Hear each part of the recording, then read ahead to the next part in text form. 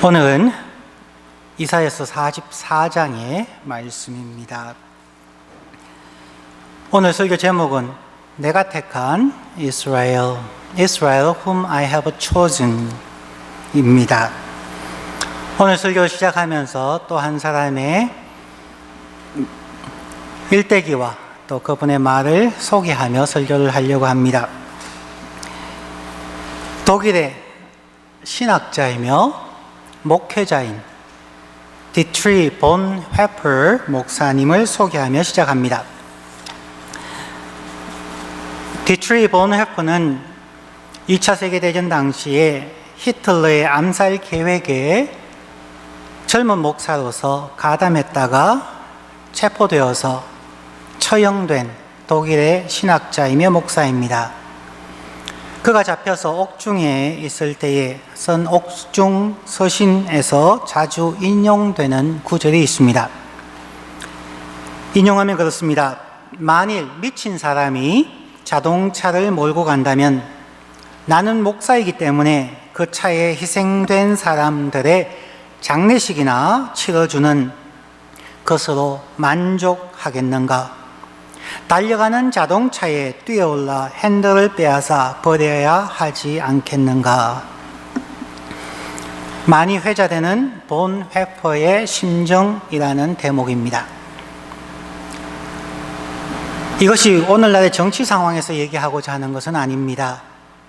하나님을 믿는다고 하는 우리 교회가 만약 하나님의 선택의 목적을 이해하지 못하고 우리 개개인의 삶과 교회가 마치 미친 사람처럼 인생과 교회를 몰고 간다면 우리는 어떻게 해야 할 것인가? 우리는 그냥 단순하게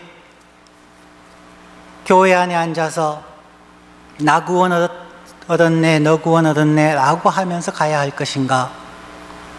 아니면 끊임없이 하나님이 우리를 선택한 이유, 목적을 늘 상기하며 살아가야 할 것인가 하는 그러한 질문입니다.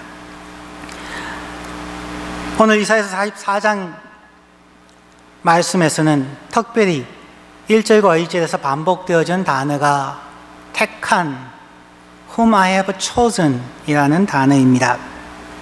다시 한번 1절과 2절과 5절을 읽겠습니다. 나의 종 야곱, 내가 택한 이스라엘아, 이제 들어라. 너를 만들고 너를 모태에서부터 지어낸 너를 도와줄 여호와가 이같이 말하노라. 나의 종 야곱, 내가 택한 여수로나 두려워하지 말라. 5절, 한 사람은 이러기를 나는 여호와께 속하였다 할 것이며 또 한 사람은 야곱의 이름으로, 동일한 말이죠. 야곱의 이름으로 하나님의 사람으로 자기를 부를 것이며 또 다른 사람은 자기가 여호와께 속하였음을 그의 손으로 기록하고 이스라엘의 이름으로 존귀히 여김을 받을 것이라. 하나님이 나를 선택하였고 그러므로 나는 여호와께 속하였습니다 라고 하는 분명한 아이덴티티에 대한 말씀이 1절부터 5절까지에 나옵니다. 지난번에 말씀드린 것처럼 이사야서는 40장부터 66장에 이르는 말씀은 70년 동안의 바벨론 포로 생활을 마치는 시점, 이제 예루살렘으로 3차에 걸친 귀환을 앞둔 이스라엘 백성들에게 주어지는 말씀입니다. 지난번 이사야서 43장 말씀에서는 하나님은 이스라엘 백성에게 말씀하셨습니다. 내가 너를 창조하였고 내가 너를 지었으며 내가 너의 이름을 지명하여 불러서 너를 내 것이라 하였다. 하나님께서 이스라엘을 창조하시고 지으시고 그의 이름을 불러서 내 것이라 얘기한 것은 이스라엘 백성들의 업적이나 신앙이나 헌신이 아니었죠. 하나님이 아브라함을 부를 때에도 그러하였고 이스라엘 백성들이 애굽에서 430년간 종살이 하였을 때도 그들이 하나님을 향해서 한 것은 없습니다. 바벨론 포로 생활 70년 동안 그들이 하나님을 위해서, 하나님의 영광을 위해서 무엇을 하였는지 성경은 기록하고 있는 부분이 없습니다. 하나님의 은혜로, 하나님의 생각으로, 하나님의 목적을 가지고 하나님은 그들을 창조하였고 지으셨고 이름을 주셨고 그 이름을 부르면 너는 내 것이라 말씀하신다는 것입니다. 그러므로 그 하나님의 은혜에 감격하며 고백하는 자들은 5절의 말씀처럼 나는 여호와께 속하였습니다. 나는 그리스도인입니다. 라고 고백하는 것이죠. 그러나 이 고백이 결코 쉬운 것은 아닙니다. 70년 동안 바벨론 포로 생활을 하는 그들의 삶, 70년의 삶은 너무나 긴 시간입니다. 처음 그들이 바벨론에 잡혀갔을 때는 많은 사람들이 독립운동을 하였던 것 같습니다. 많은 사람들이 곧 이스라엘로 돌아갈 것이라고 생각하였던 것 같습니다. 그래서 하나님은 예레미야 선지자를 통하여서, 많은 선지자를 통하여서 너희가 거기에서 집을 짓고 직장을 얻고 자녀를 낳고 거기에 정착하라고 이야기합니다. 저와 여러분들이 70년 동안 어느 한 곳을 자기 집에서 멀리 떠나 70년 동안 그곳에 살았다면 우리 이민생활 생각해 보시면 될 겁니다. 한국에서 어떤 직장을 가졌던 관계없이 이민을 오게 되면 언어를 배워야 하고 다 막노동부터 시작을 합니다. 저도 한국에서 대학교를 공부하고 미국에 공부하고 싶었던 마음이었지만 이민을 오게 되니까 제가 이민 온 지 일주일 만에 나갔던 곳은 세탁 공장입니다. 우선 살아야 하니까요. 하루 10시간, 12시간 차가 없어서 새벽에 일어나서 집 앞에 기다리면은 직장의 형이 와서 저를 태워서 직장에 가고, 하루 10시간씩 꽉 막힌 공장 안에서 화학약품 냄새를 맡으며 단순 반복 노동을 계속 해야만 했습니다. 한 주라도 아프면 당장 아파트에 월세 낼 돈이 없었습니다. 그렇게 생활해서 조금씩 모아가서 게스테이션에서 일하고 세탁소에서 일하고 그렇게 조금씩 해갑니다. 이 지역에 사시는 분들도 40년, 50년 전에 오셨던 분들 다 스틸케이스에서 일하셨고 GM에서 일하셨고 야마에서 일하셨고 다 힘들게 일하시면서 그 이전의 것을 다 포기하시고 정착하시는 것이죠. 힘들게 정착을 합니다. 그렇게 해서 지금은 이제 집도 있으시고 자녀와 손주들 보시면서 이제는 안정되게 노후를 보내야겠다 생각하시는데 갑자기 하나님께서 여러분의 모든 것을 여기에 내려놓고 저 아프리카 땅 혹은 한국 땅에 가서 한국에 가서 특별한 거 없이 여러분들이 가진 것을 가지고 가서 그곳에 교회를 짓고 고아원을 짓고 양로원을 짓고 여러분에 있는 모든 것을 투자해서 그곳에서 신앙의 회복을 하라고 하면 어떠하시겠습니까? 여러분은 가실 겁니다. 많은 사람들이 노년에 한국 가고 싶다는 사람들이 많으시죠? 한국에 가면 건강보험이 너무 잘 돼 있으니까요. 그런데 여러분의 손주들을 데리고 가서 한국에서 교육시키겠습니까? 여러분의 자녀들을 한국에 가서 대학 보내시고 한국에서 직장생활 시키겠습니까? 여러분은 가실 수 있으십니다. 언어가 같으니까, 고향이니까. 하지만 자녀와 손주를 데리고 가는 사람은 제가 보기에는 1%도 안 될 것입니다. 우리는 너무 쉽게 바벨론 포로 귀환을 생각하고 있습니다. 여러분의 자녀를 희생하시겠습니까? 여러분의 자녀를 한국의 그 입시 지옥 속에 희생시키며 한국에 돌아가셔서 교회를 개척하시겠습니까?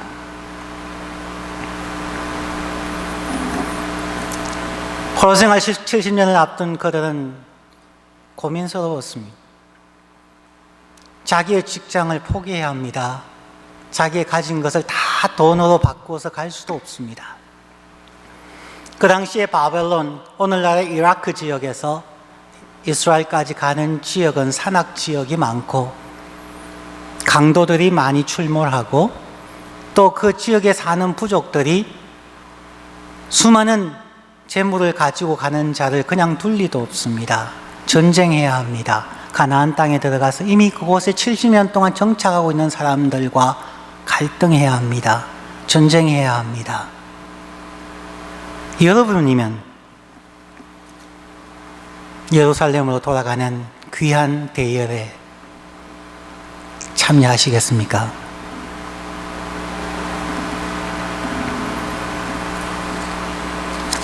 저는 간다고 할지 모르겠지만 저의 아내는 모르겠습니다. 어머니들은 자녀 걱정이 많으니까요.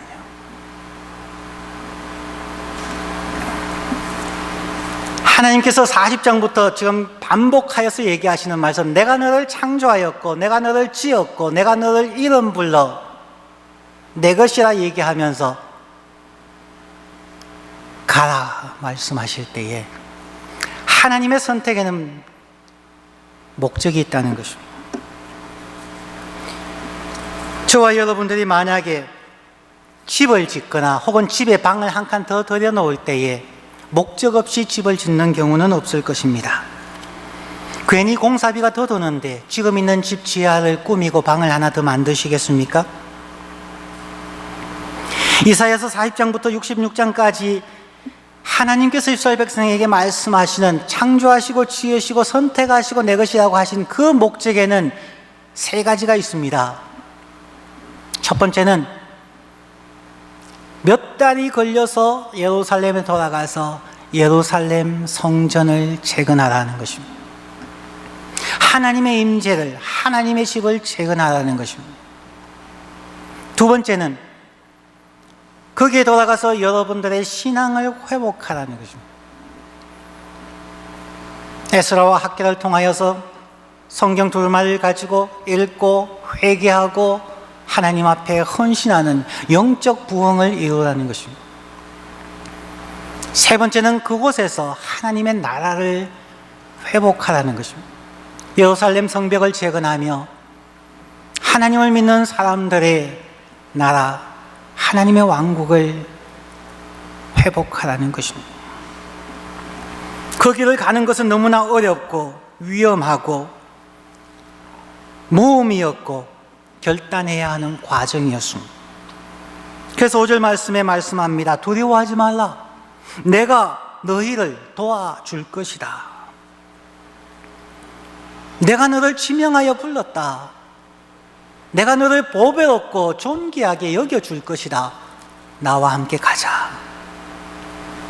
이 하나님의 부름 앞에 여러분은 어떻게 대답하시겠습니까? 그러면 오늘날 하나님은 왜 우리를 예수 그리스도의 십자가로 구원하시고 우리를 선택하셨을까요? 단순히 예수 믿고 천국 가라고 저와 여러분을 선택하시고 구원을 주셨을까요? 그러면 이미 예수님을 나의 주 나의 하나님을 고백하는 저와 여러분들은 더 이상 신앙생활 할 필요가 없지 않습니까? 우리는 천국 갈 것이기 때문에. 한국교회, 한국선교 초기에는 예수 천국 불신 지옥이라는 간단한 전도가 필요했겠지만 이제 더 이상 그것은 아닙니다. 오늘날 그 구원은 우상 숭배로 이어지고 있음을 우리가 보게 됩니다. 어떻게 단순한 예수 천국 불신 지옥이 우상 숭배로 이어지는지는 잠시 후 설교 후반부에서 살펴보겠습니다. 하나님께서 이스라엘 백성을 선택하신 이유, 오늘날 하나님께서 우리를 예수 그리스도 안에서 하나님의 백성으로 선택하신 이유가 무엇일까요? 신약에서 그 답을 찾아보십시다. 먼저는 마태복음 7장 20절과 21절 말씀입니다. 소위 산상, 예수님께서 산 위에서 가르치신 마태복음 5장, 6장, 7장의 결론 부분 중에 하나입니다. 예수님은 이렇게 말씀하셨습니다. 이러므로 그들의 열매로 그들을 알리라. 나더러 주여 주여 하는 자마다 천국에 들어갈 것이 아니요 다만 하늘에 계신 내 아버지의 뜻대로 행하는 자라야 들어가리라. 에베소서 1장 4절 말씀에서는 바울 사도가 하나님의 말씀을 전합니다. 곧 창세 전에 그리스도 안에서 우리를 택하사 우리로 사랑 안에서 그 앞에서 거룩하고 흠이 없게 하시려고 To be holy and blameless. 하나님이 저와 여러분을 선택하신, 모든 하나님의 백성을 선택하신 이유는 이거 하나입니다. Holy and blameless. 하나님과 이웃과 사람 앞에서 거룩하고 흠이 없게 하시려고. 바벨론 포로 귀환의 때와 오늘날의 구원의 선택의 목적은 동일하다는 것입니다. 바벨론 포로에서 돌아온 그들에게 하나님의 성전을 재건하고 영적 부흥을 일으키고 하나님의 나라를 회복하는 것이라면 저희들에게도 동일하다는 것입니다. 각 사람의 마음에, 각 가정에, 우리의 사회에 하나님의 성전을 회복하고 건물로서가 아니라 하나님의 임재로서의 하나님의 성전을 재건하고 단순하게 예수 천국이 아니라 영적인 각성과 회복과 부흥의 삶, 그리고 우리가 걸어가는 그 모든 삶 속에서, 가정과 직장 속에서 하나님의 나라의 회복, 확장을 위한 것은 똑같습니다. 그것을 간단하게 얘기하면 하나님과 이웃과 가족과 사람 앞에서 거룩하고 흠이 없게 하는 것. 결국 열매로 우리의 신앙 고백을 확인할 수 있다는 것입니다.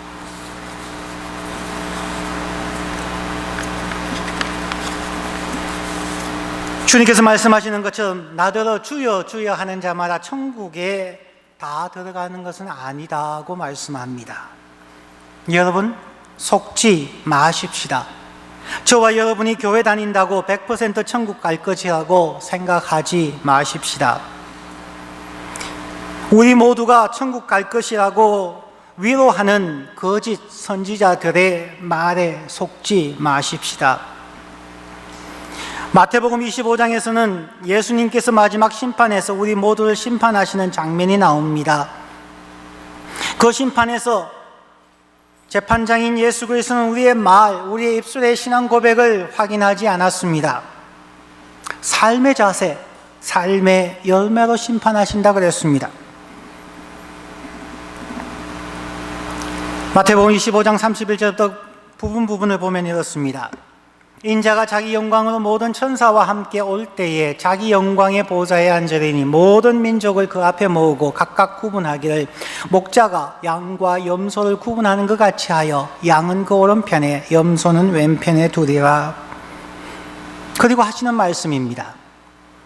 내가 줄일 때에 너희가 먹을 것을 주었고 목마를 때에 마시게 하였고 나그네 되었을 때에 영접하였고 벌거벗었을 때에 옷을 입혔고 병들었을 때에 돌보았고 옥에 갇혔을 때에 와서 보았느니라. 그때에 의인들이든 악인들이든 동일하게 질문합니다. 언제 예수님께서 우리에게 오셨습니까? 우리가 언제 예수님께 먹이고 입히고 마시우게 하셨습니까? 예수님은 동일하게 대답하지요. 너희 가운데 있는 한 어린 사람, 한 소자, 너희와 함께 있는 이웃, 그들에게 한 것이 나에게 한 것이다 말씀합니다.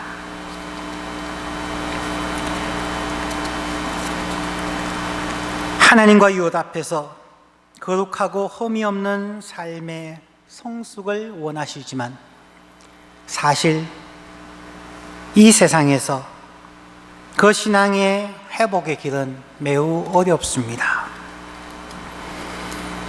바벨론에서부터 예루살렘으로 가는 곳곳에 강도들이 있었고, 곳곳에 기득권 세력들이 있고, 곳곳에서 모함하고 위협하는 사람들, 세력들이 있습니다. 그 세력들 앞에서 우리는 의식적으로 혹은 의식하지 못하는 상태 속에서 우상을 만들어 간다는 것입니다. 그래서 오늘 본문 이사야서 44장 1절부터 9절까지 물론 뒤로 이어집니다마는 두 부분으로 나누어집니다. 1절부터 5절까지에서는 내가 너를 선택하였다라고 하면서 6절부터 이어지는 부분은 그런데 너희는 우상을 숭배할 가능성이 많다고 얘기합니다. 6절부터 나오는 부분 가운데 6절과 9절만 읽겠습니다.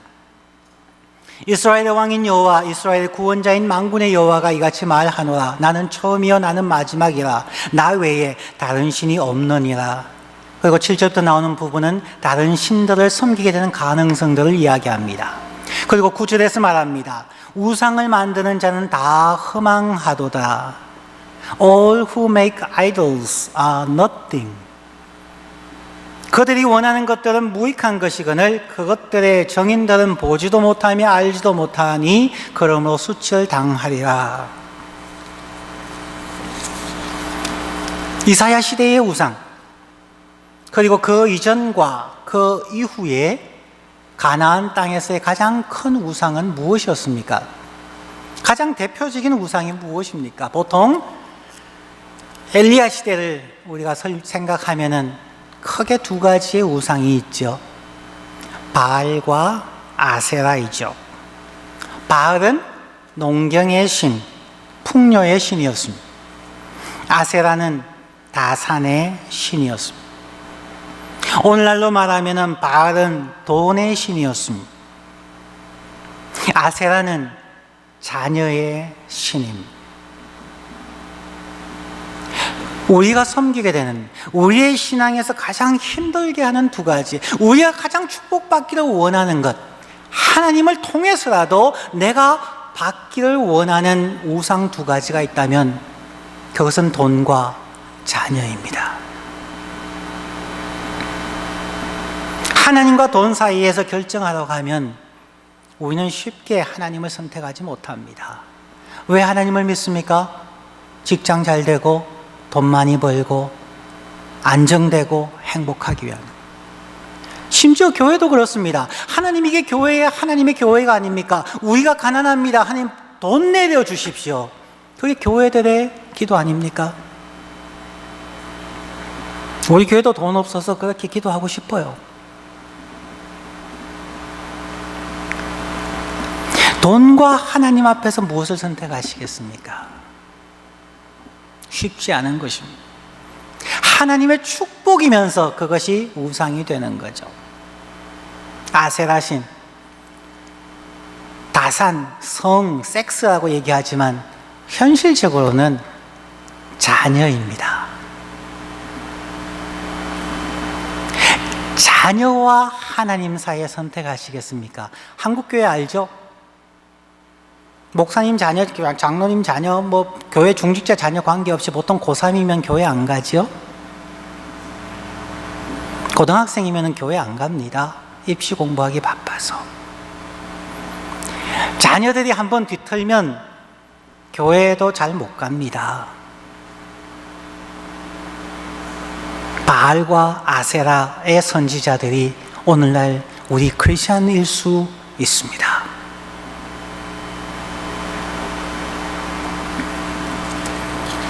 우리가 아무리 입으로 교회에 나와서 성경 공부 시간에, 기도회 시간에 주여 주여 불쌍히 여기십시오, 용서해 주십시오, 축복해 주십시오 아무리 외쳐도 우리의 마음속에 돈의 우상과 자녀의 우상이 근재하게 붙어있는 한 하나님께서 우리를 어떻게 하실 수가 없을 것입니다.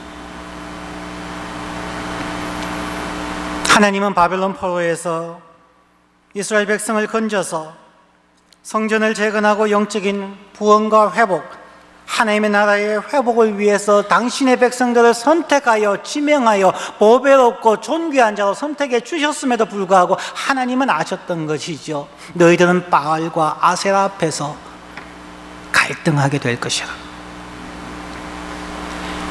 하나님께서 예수 그리스도의 십자가의 보혈 안에서 저와 여러분을 구원하고 영원한 천국을 약속하시고 이끌어 가시지만 하나님은 분명히 아십니다. 저와 여러분의 앞에 하나님의 성전의 재건과 영적인 부흥과 하나님의 나라의 회복 앞에 바알과 아세라가 있다는 것을, 돈의 우상이 있다는 것을, 자녀의 우상이 있다는 것을 하나님은 알고 계십니다.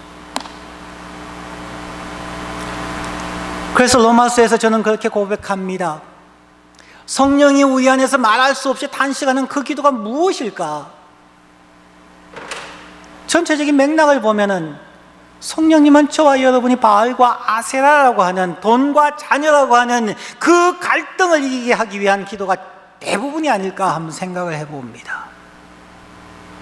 왜냐하면 그것이 우리에게 가장 큰 걸림돌이고 유혹이고 상처이고 때로는 훈장이 될 수도 있습니다.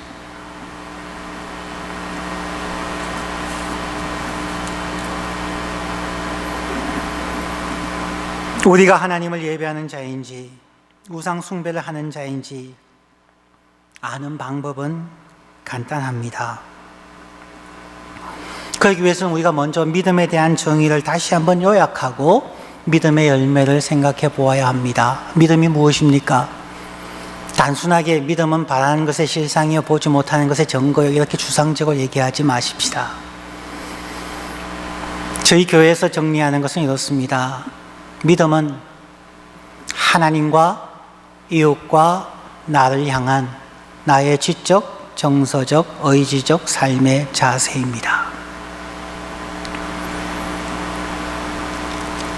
하나님에 대한 지식, 이웃에 대한 지식, 나에 대한 지식이 없으면 믿음은 절대로 자라지 않습니다.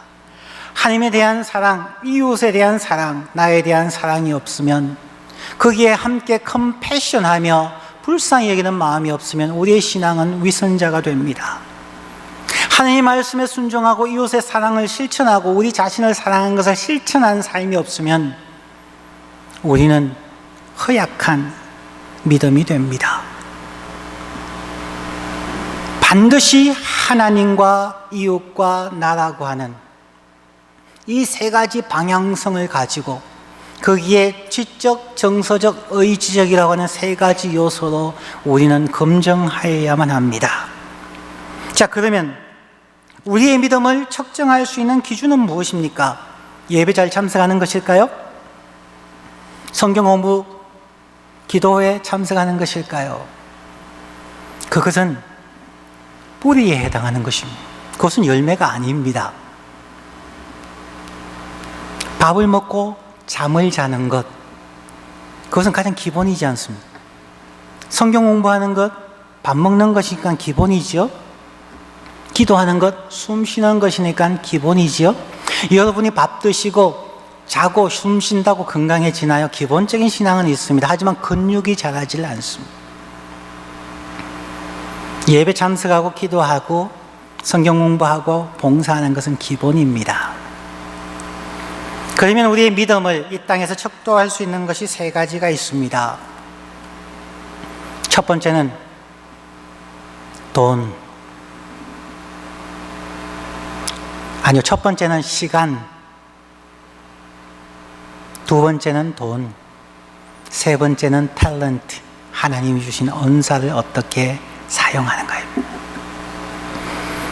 날마다 기도하실 때 한번 점검해 보십시오. 하나님과 이웃과 나라는 항목을 두시고 나는 나의 시간의 몇 퍼센트를 하나님을 위해 사용하시며 나의 시간의 몇 퍼센트를 이웃을 위해 사용하시며 나의 시간의 몇 퍼센트를 나와 나의 가족을 위해서 사용하는지 보시면 됩니다.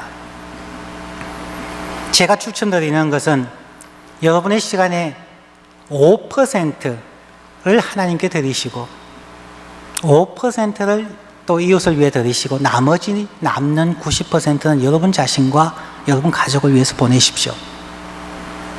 5%면 충분합니다. 하루 24시간 가운데 10%면 2시간이 조금 넘죠. 하루에 2시간씩 여러분이 하나님을 위해 보낼 수 없습니다. 5%면 1시간. 이것도 힘들지 않습니까? 구체적으로 산술적으로 하자고요. 하나님을 위해서 시간 5%만 내십시오. 그러면 여러분은 엄청난 신앙의 거인이 됩니다. 이웃을 위해서 여러분 시간의 5%만 중보기도 하시고 전화 한번 넣어주시고 위로해 주시고 한번 만나서 커피 한 잔 같이 해 주십시오. 그러면 여러분의 신앙은 훌륭한 신앙입니다. 자, 그러면 여러분은 돈을 어떻게 사용하십니까? 수입의 몇 퍼센트를 하나님께 드립니까? 몇 퍼센트를 이웃을 위해서 쓰십니까? 몇 퍼센트를 여러분 자신과 가정을 위해 쓰십니까? 이것도 마찬가지입니다. 하나님께 11조 안 드리셔도 됩니다. 5%만 한번 드려보십시오. 주위에 어렵고 힘들어하는 사람들 보고 그냥 여러분 수입의 5%만 그냥 말없이 한번 던져주시고 그냥 익명으로 그냥 보내줘 보십시오. 90%를 여러분과 여러분 가족 위해 사용하십시오. 그 정도만 해도 탑 5에 드는 신앙인이 될 것입니다. 하나님이 여러분에 주신 은사들, 그것이 꼭 뭐 음악을 잘한다든지 기계를 잘 다룬다든지 뿐만 아니라 우리 모든 사람에게는 은사가 있죠. 사람들을 들어주는 은사도 있고요. 같이 운동하는 은사도 있고요. 하나님을 위해서 5%, 이웃을 위해서 5%, 여러분 자신과 가족을 위해서 90%를 사용하십시오. 여러분 자신들 가정을 위해서 90% 사용하는 것 이기적인 것 아닙니다. 괜찮은 것입니다. 하십시오. 하지만 하나님과 이웃과 나와 가정이라고 하는 이 세 가지의 방향성을 놓쳐버리면 100% 우상 숭배에 빠지게 될 것입니다. 3개 중에 2개만 한다고 되는 건 아닙니다. 어떤 사람들은 하나님께 드리고 가정을 위해서 한다, 이웃을 위해 사용하지 않는다, 우상 숭배입니다. 한국 교회가 그렇게 해서 지금 망하고 있습니다. 교회 11조 잘하고 교회 건물 잘 짓고 각 가정마다 잘 쓰는데 가난하고 어렵고 힘든 자들 위해서 교회가 교회 재정의 1%, 0.1% 쓰지 않기 때문에 세상은 교회를 향하여 돌을 던지고 있습니다. 너희끼리 잘 먹고 잘 살아라는 거죠.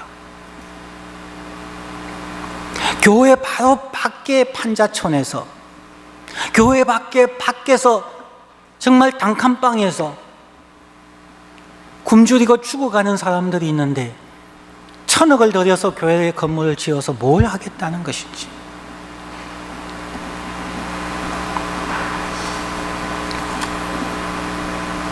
오늘 말씀을 정리해 봅니다. 하나님께서 이사야서 40장부터 우리가 묵상해 오고 있지만 이제 이 땅을 떠나서 바벨론을 떠나서 포로 생활을 떠나서 예루살렘으로 돌아가서 성전을 재건하고 영적인 부흥을 하고 하나님의 나라를 확장하기 위하여서 나아갈 때에 거기에 바알과 아세라 신이 분명히 우상이 버티고 있을 것입니다. 우리의 실제의 삶 속에서 시간과 돈과 달란트를 지금 어떻게 활용하고 있는지 점검하십시오. 하나님과 이웃과 나의 가족을 위한 나의 분배, 활용, 그것이 바로 저와 여러분의 믿음의 열매입니다. 하나님은 그것으로 우리를 심판하실 것입니다. 왜냐하면 마태복음 25장에 나오는 양과 염소의 비유에서도 마찬가지였으니까요. 먹이고 마시고 입히고. 성도 여러분, 우리의 삶에는 우상이 참 많습니다. 오늘 성경 9절은 분명하게 말합니다. 모든 우상은 허망합니다.